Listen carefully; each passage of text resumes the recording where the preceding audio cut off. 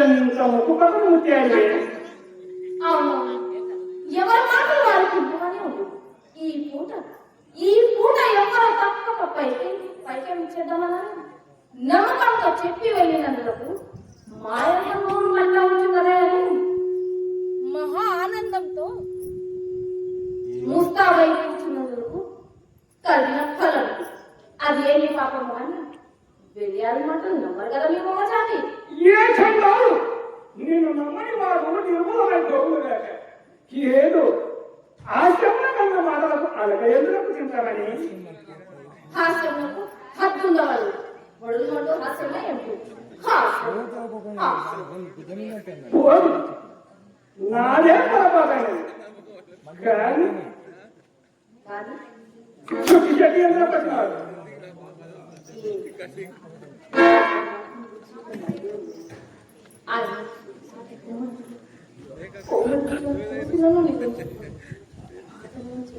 చింతమణి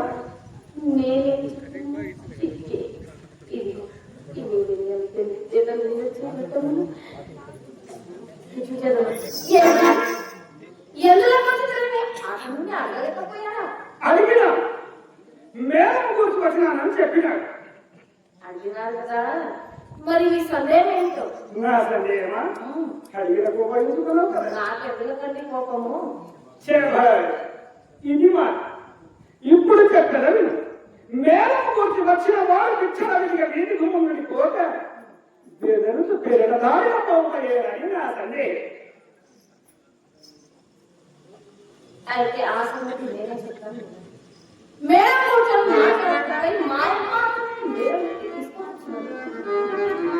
మన ఇంటికి వచ్చిన వారిని మర్యాద చేయడం కదా. అందువలన కూర్చుతామని కూర్చి వేసి తాముల మీద వచ్చిన పని విడిచిపెట్టి ఆహారం అని అధిక ప్రసంగంలో మొదలు పెట్టుకున్నాడు. అందులో నాకు కోపం వచ్చి చెప్పడం నేను ఇంటికి వెళ్ళిపోయినా. మన మనసు కనబెట్టి ఆ తల్లిని తొడిలోకి తీసుకుపోయి ఆధారినని ఆవరికి సాగమంటున్నది. మీరు నమ్మకపోండి, జరిగిన యథార్థం ఇదే. నీదేమిటి నాదేమిటి? నీకు నాతో నలసంలో అబద్ధం ఆడవనియే నా నమ్మకం. ఎవరి తోడన అబద్ధం ఆడదు. చింతామణి ఈ కులంలో పుట్టవలసినది కాదని చిన్నలు పెద్దలు నన్ను శ్లాఘిస్తారు. ఇదే కాదు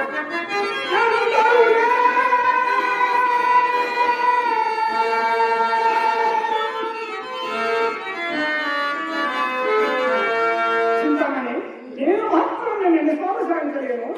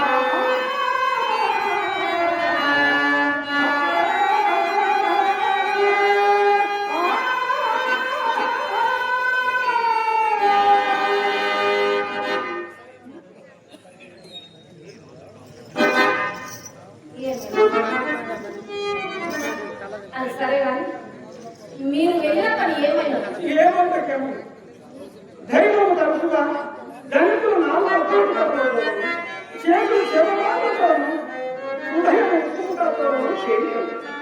ఇదంతా ఈ చావుకు చల్లగా చెప్పుకుంటూ కాదు. ఇప్పటికి ఇంటియే కానీ 2-3 దినములలో తప్పక సంవత్సరం ఉంటాయి కదా. ఇంకా నేను ఎప్పటి పాటమే దిగదు. ఇది వరకు రేపు రేపు ఆ రేపు మాతా సంతంగా వినక అన్ని పనులు ఏమి చేయించుతామని చిన్నకుమారి శివంటది. ఇంతవరకు ఇదిగో అది ఇప్పుడు కొంటారు ఈ పూట కొండ చేసి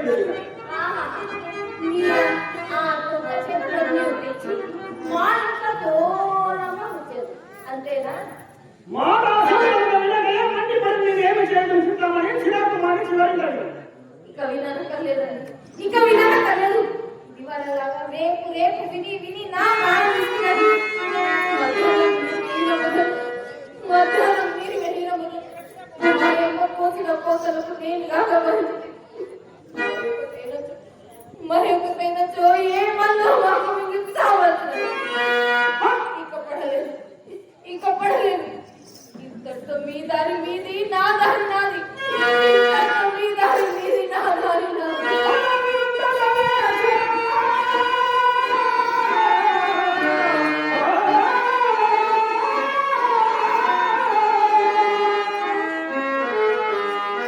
అమ్మయ్యో అట్లయినా నిన్ను విడిచి నేను బ్రతకగలను చింతామణి. అట్లయినా నిన్ను విడిచి నేను బ్రతకగలను. వీటికి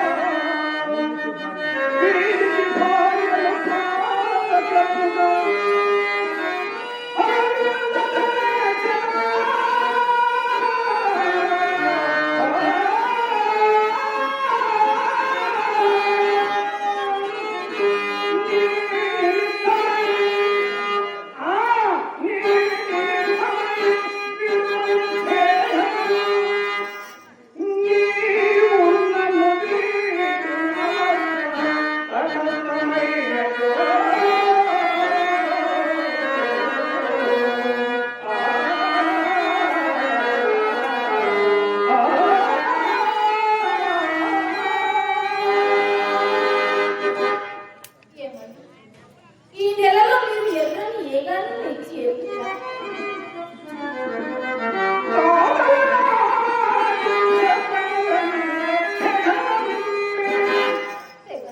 చింతామణి నా ఉపన్నంతలో నీకు నేనేమైనా తక్కువ చేసిన చింతామణి, నీకు నేనేమైనా తక్కువ చేసిన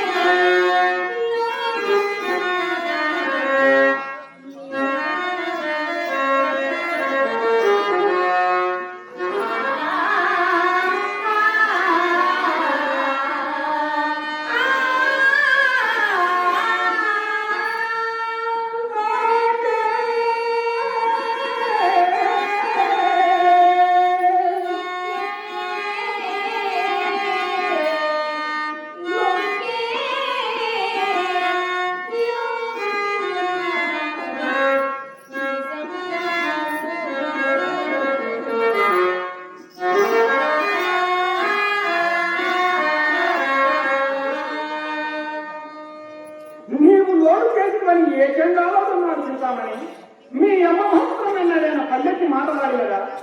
దినములు కొంచెం తారుమారు కానీ పడిన తోడు పడినట్టు ఉండవు కదా. దైవం మందులకై కూడా తారశిల చేసినాడు. ఎవరా తారసినప్పుడు? నీ నిల్లాగ కలపబోక నా మాట పూర్తి కాని అవుతారు. ఆ తారశిల ఎదడు నా మిత్రుడు దివ్వమంగళి.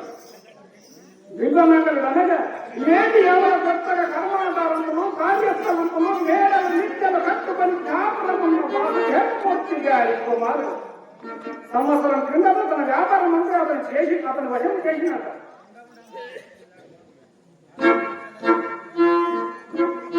చింతామణి ఏమైందంటే ఆ అంటే ఎర్రగా పుష్టిగా ఎత్తుగా ఉంటాడు. అతడుగా దివ్వమంగళుడు. అతడే కానీ నీవెప్పుడు చూశావు? మరి ఏం లేదు. ఒకసారి వేణుగోపాల దేవాలయంలో చూసినాం కాబోలు. మళ్ళీ అతను చాలా మగెంటున్నారు కదా. ఎప్పటి 40 కోట్ల వరకు ఉందని నా నమ్మకం. ఆ ప్రస్తుతము ఆ బిల్వమంగళం నేను సహత్యాయుడు.